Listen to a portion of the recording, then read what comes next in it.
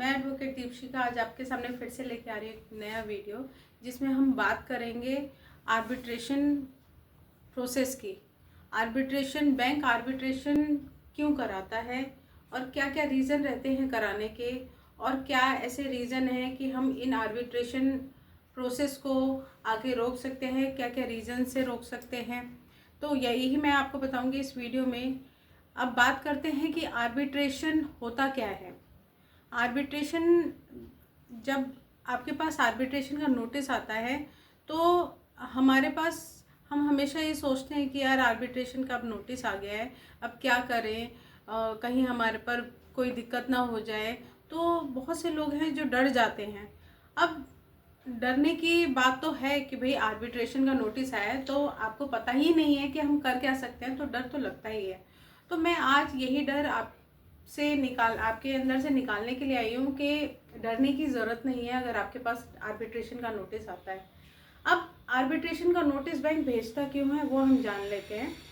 जैसे कि जब आप लोन लेने जाते हो या आप कभी ऑनलाइन भी लोन अप्लाई करते हो, तो जब लोन लेने जाते हो तो आपके बीच में एक एग्रीमेंट होता है।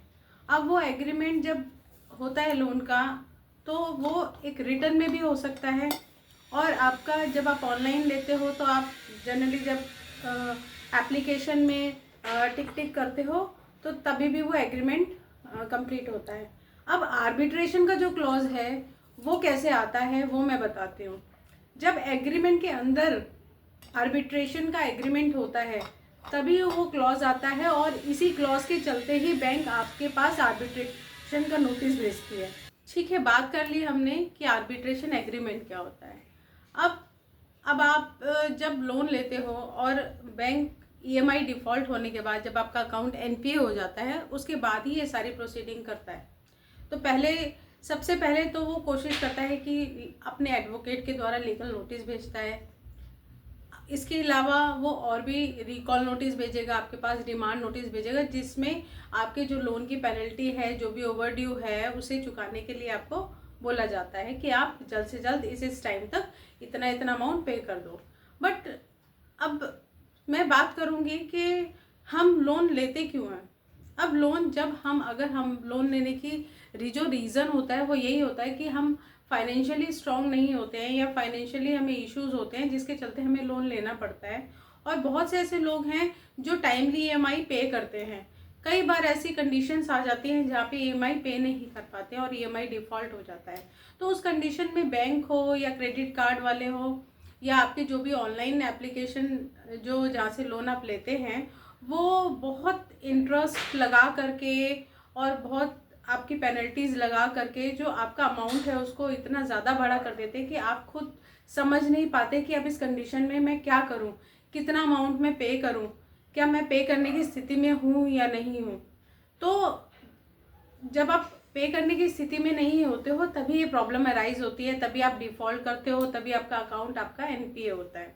अब चलिए ठीक है, किसी भी कारणवश आपका अकाउंट एनपीए हो गया और आप पे नहीं कर पा रहे हो, तो मैं यही कहूँगी सबसे कि कोशिश कीजिए कि आप बैंक से बात करिए, आप सेटलमेंट के लिए बात करिए। आप इनिशियल स्टेज पे भी सेटलमेंट करने की बात बैंक से कर सकते हो, ठीक है। फिर भी अगर मान लीजिए आप इस सिचुएशन में नहीं हो कि आपके पास इतना पैसा उस टाइम पे नहीं है कि आप सेटलमेंट कर पाओ, तो ठीक है, फिर आपके पास आगे कई बार ऐसा भी होता है कि बैंक भी आपके पास सेटलमेंट करने के लिए अप्रोच करता है। तो अगर अप्रोच करता है तो आप दोनों बैठ करके वो सेटलमेंट पे भी डिसाइड कर सकते हो।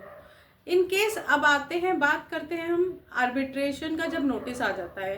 अब आर्बिट्रेशन का नोटिस आता है तो हम सबसे ज़्यादा डर जाते हैं कि अब हम क्या करें, आर्बिट्रेशन का नोटिस आ गया है। कई बार बैंक आर्बिट्रेशन आपके स्टेट से बहुत दूर दूर जाके भी कराते हैं, जहां आपके लिए जाना भी पॉसिबल नहीं होता है। तो लेकिन मैं बताऊंगी कि आर्बिट्रेशन का क्लॉज यूज़ करके बैंक आपके पास आर्बिट्रेशन का नोटिस भेजती है, जो आपका section 8 arbitration of consolation act के तहत दिया गया है। और जो आपने लोन के टाइम पे जो एग्रीमेंट किया होता है आर्बिट्रेटर एग्रीमेंट किया होता है वो सेक्शन 7 ऑफ आर्बिट्रेशन एक्ट के तहत आता है, और उसका क्लॉज जब होता है तभी बैंक आपके ऊपर जो नोटिस भेजती है आर्बिट्रेशन का, तभी वो भेज सकती है। अगर वो क्लॉज नहीं है तो बैंक को भी राइट नहीं है कि आर्बिट्रेटर के थ्रू ये प्रोसीडिंग करवाए।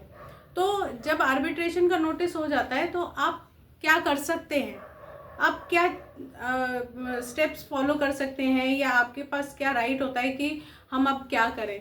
तो सबसे पहले जैसे ही आपके पास आर्बिट्रेटर के अपॉइंटमेंट को लेकर के या आपके पास कोई भी ऐसा नोटिस आता है कि ये आर्बिट्रेटर है, हमने इसके द्वारा हम, तो जो आर्बिट्रेशन प्रोसीडिंग होती है उसमें होता क्या है कि आप दोनों के बीच में जब एग्रीमेंट बनता है तो आप दोनों के बीच में एक लीगल रिलेशनशिप बन जाता है। अब at the time of agreement अब हम वो जो क्लॉज होता है उस क्लॉज में यही होता है कि इन फ्यूचर अगर हम दोनों के बीच में कोई भी डिस्प्यूट अराइज होता है तो उसको हम एक आर्बिट्रेटर के थ्रू डिसाइड करेंगे या डिसाइड करवाएंगे।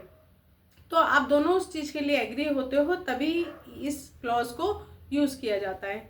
अब आर्बिट्रेशन जब प्रोसीडिंग के लिए आपके पास नोटिस आता है तो आपके पास आता होगा कि ये आर्बिट्रेटर है, तो आपको पता नहीं होगा शायद कि जब आर्बिट्रेटर आपके पास आर्बिट्रेटर का जो नोटिस आता है उसमें अगर आपके पास इंफॉर्मेशन है कि हम एग्रीमेंट के टाइम में ये आर्बिट्रेटर है या ये क्वालिफिकेशन रहेगी आर्बिट्रेटर की डिसाइड करने के लिए, उसके तहत ही अगर वो आर्बिट्रेटर है तो ठीक है, आप एग्री कर रहे हो उस आर्बिट्रेटर को ऑब्जेक्ट नहीं कर रहे हो, चैलेंज नहीं कर रहे हो, तो कोई इशू नहीं है, तब आर्बिट्रेशन की जो प्रोसीडिंग है वो एज इट इज चलेंगी। बट अगर आपको आर्बिट्रेटर की जो क्वालिफिकेशंस है अगर वो एज इट इज़ नहीं है, ठीक है, बहुत सारे ऐसे रीजंस हैं कि आप चैलेंज कर सकते हो आर्बिट्रेटर के जो आर्बिट्रेटर अपॉइंट किया जाता है उसको। अब आप क्या क्या कारण रहते हैं कि जहाँ पे आप चैलेंज कर सकते हो। अब चैलेंज करने के लिए ये होता है कि आप जब आर्बिट्रेटर है उसका जो पार्टी है, जिस पार्टी ने वो अपॉइंट किया है उसके साथ उसके कोई रिलेशन ना हो या कोई बिजनेस रिलेशन ना हो या वो उसके नोन ना हो, उसके रिलेशन में ना हो, टच में ना हो या उसके बेनिफिट के लिए ना करो, तो बेसिकली आर्बिट्रेटर एक ऐसी पार्टी होती है जिसका दोनों पार्टी से लेना देना नहीं होता और उसका कोई बेनिफिट नहीं होता है। तो वो एक इंडिपेंडेंट पार्टी होती है जो ये डिसाइड करती है ताकि दोनों पक्ष को अच्छे से सुना जाए और दोनों पक्ष के बेहतरी के लिए डिसीजन दिया जाए। बट अगर कहीं भी ऐसा लगता है कि भाई आर्बिट्रेटर तो भाई मतलब किसी पार्टी के कनेक्शन में है, तो क्या होगा, अब अगर किसी पार्टी के वो कनेक्शन में रहेगा तो वो उसी के फेवर का डिसीजन देगा। तो यही चैलेंज आप कर सकते हो अपॉइंटमेंट ऑफ आर्बिट्रल, और ये चैलेंज आपको 15 दिन के अंदर के, जैसे ही आपको पता चलता है उसके 15 दिन के अंदर ही आपको चैलेंज करना पड़ता है। 15 दिन के बाद अगर आप चैलेंज करते हो, कोई भी डाउट आपको होता है उसके चलते, कोई किसी उसकी अपॉइंटमेंट की क्वालिफिकेशन को लेकर के या कोई भी आप दोनों के बीच का रिलेशन आपको पता चलता है, कोई बिजनेस बेनिफिट पता चलता है या जो भी आप दोनों के बीच का डिस्प्यूट है वो सब्जेक्ट मैटर जो है वो उससे रिलेटेड है उस आर्बिट्रेटर से, तो उसके लिए आप चैलेंज कर सकते हो। चलिए ठीक है, मान लिया कि कोई डाउट नहीं है, कोई ऑब्जेक्शन नहीं है, कुछ भी नहीं है, आर्बिट्रेटर अपॉइंट हो गया। अब इन केस आर्बिट्रेटर ने जो भी डिसीज़न था वो आपके फेवर में ना दे करके दूसरे के फेवर में दे दिया, तो अब अवार्ड पास हो गया। अब जो अवार्ड होता है आर्बिट्रेटर के थ्रू वो फाइनल अवार्ड होता है, तो क्या उसको भी हम चैलेंज कर सकते हैं, क्या उसको भी हम सेट असाइड कर सकते हैं? तो हाँ बिल्कुल, हमारे पास आर्बिट्रेशन एंड कंसोलिडेशन एक्ट के सेक्शन 34 में ये दिया गया है कि हम जो भी आर्बिट्रल अवार्ड है वो उसको चैलेंज कर सकते हैं, उसको सेट असाइड कर सकते हैं। तो उसके लिए हमें एप्लीकेशन लगानी पड़ती है।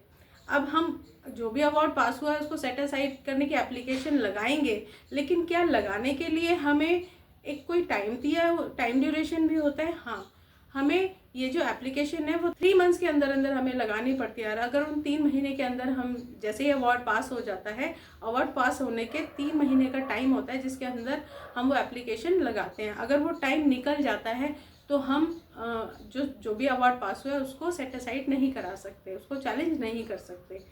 तो जब ये जो राइट है इसका आप यूज़ कर सकते हो, जो कि लोगों को पता ही नहीं होता।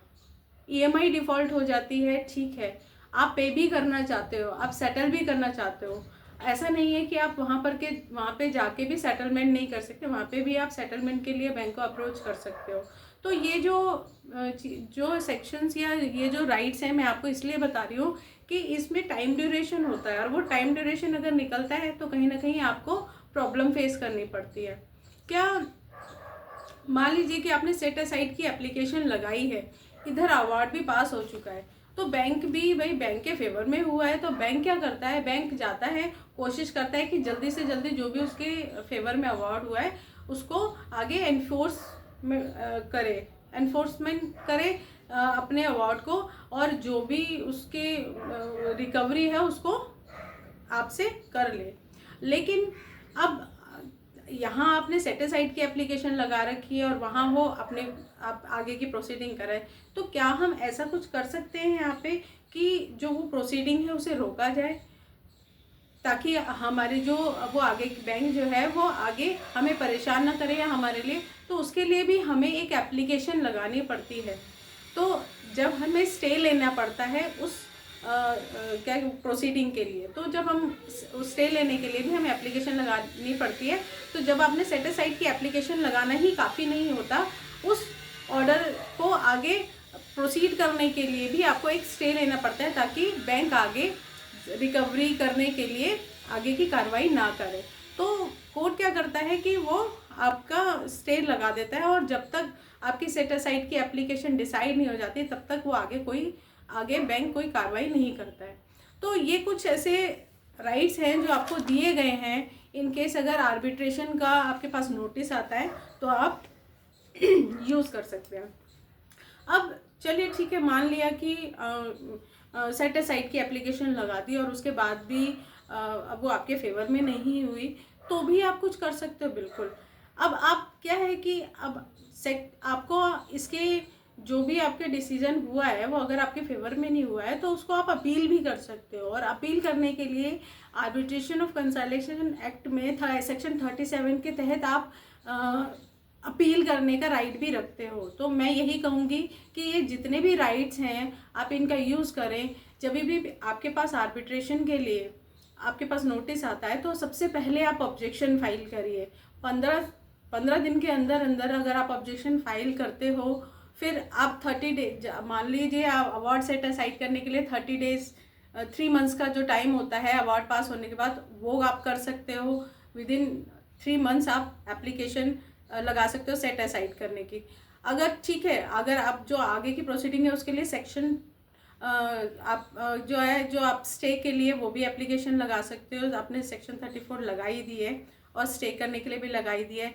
अगर फिर भी नहीं होता है तो आपने अपील के लिए भी आपने लगाया। तो क्या होता है कि ये प्रोसीडिंग करने में समय लगता है, और जब तक ये प्रोसीडिंग चल रही होती है इस दौरान आपके पास भी बहुत सारे राइट्स होते हैं। तो इन राइट्स का यूज़ करें, यही मेरी कामना है कि आप अपने राइट्स को जानें और उनका सही तरीके से इस्तेमाल करें। परेशान बिल्कुल भी ना हो, क्योंकि ऐसा नहीं है कि परेशान होकर के आप डिसीज़न ले सकते हो। तो अब मान लीजिए बहुत से लोगों की प्रॉब्लम्स आती है कि उनके पास section 25 payment and settlement act में भी नोटिस आते हैं। तो वहाँ पे क्या रहता है कि पेमेंट एंड सेटलमेंट एक्ट में नोटिस आते हैं, तो उसके लिए मैं आपको बताऊंगी अपने अगली वीडियो में। और अगली वीडियो को देखने के लिए आप सब्सक्राइब करके सब्सक्राइब करें, और ताकि मेरे जो नेक्स्ट टॉपिक है उस पर मैं आपको ज़्यादा से ज़्यादा जानकारी मैं आपको दे पाऊँ। जय हिंद, जय भारत।